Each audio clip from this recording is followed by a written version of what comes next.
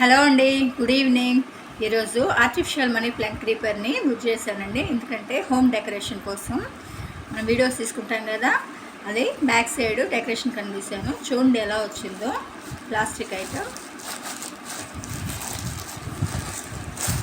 ఇదిగోండి, చూడండి.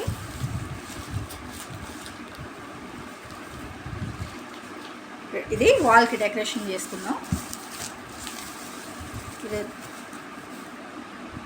ఇది వచ్చేసి 4 లైన్స్ వచ్చిందండి లెంత్. ఇది వాల్కి పెట్టేసుకొని డెకరేషన్ చేసుకుందాం. బాగుంది. మీకు నచ్చితే మీరు కూడా బుక్ చేసుకోండి. చూడండి ఎలా ఉందో.